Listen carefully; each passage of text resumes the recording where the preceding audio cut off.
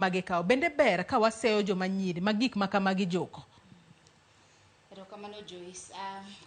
Wachni adwa ng'iye diriyo. Mokwongo en ni sama wang'iyo geng'o, sama watemo puonjo, watemo ng'iyo gik mawaluongo ni risk factors. Koro mago puonj ma nyaka wamii nyithiwa manyiri kata joma mon. To ok anyal wacho ni ok en adier ni weche ma kamago timore, nikech wang'eyo ni nitie chuo moko be malawo weche pesa. Koro ok wanyal wacho ni mano gimomiyo nyiri koro yudre e situations machalo kamago. Koro ka en puonj mar geng'o, to en adier ni mago gik ma nyaka wawach gi nyithiwa, kaka joma nigi nyithindo. Ber ni kik wang'i ni nyithiwa osechopo higni 18 koro in ibolo nyathi ni puonje moromo koro nyathi odhi mbele gi ngimane. En adier ni gik ma waneno sani, kaka jonyuol nyaka wayie ni samoro wabe wakoso kwero nyithiwa. Ok ni samoro jonyuol ong'eyo to gikoso kwero nyithindo nikech gineno ni koro nyathi osebet ng'ama duong'. An ang'eyo ni ng'ama nyathini en nyathini kata ka en higni adi.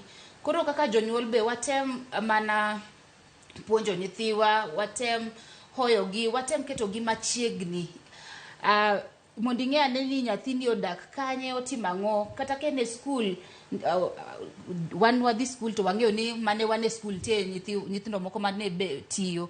Kuonde motiyo no, otiyo kanye, to en pesa marom nade moloso, mondo wanyalo bedo gimiluongo ni accountable for our children. Mano kwa wacho wach geng'o. But koro kochopo ni wadwaro koro thiedho, gi dho ngere wawacho ni ok ber timo gimiluongo ni victim blaming or victim shaming. Ng'ato kosehiny, ok ipenje ni nohinyi nang'o, in kanye, niterori kanyo nang'o. Mano koro discussion machalo kamano ok onego bed ni wayelo dhowa wawacho. Onego koro wang'e ane ni ere kaka wanyalo konyo ng'ama chalo kamae. Nikech ng'ama osehinyore en ng'ama koro nitie shida, koro nyaka wakonye.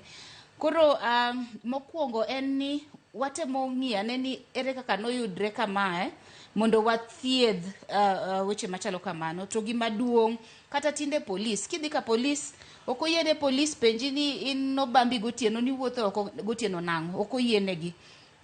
Sheria masani through the gender desks wacho ni polis nyaka rwaki, nyaka hoyi, nyaka wuo kodi maber, ma nyaka konyi.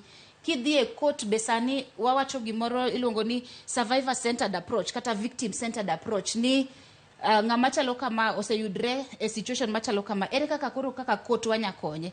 Nyocha uneno ka Chief Justice marwa oyawo courts makoro dhi ng'iyo ang'iya weche mag ketho ratiro mar joma nyithindo gi joma mon, iluongo ni gender justice courts. Koro ineno ka sirkal temo, wabe mwatiyo gi migepe moken ma sirkal temo.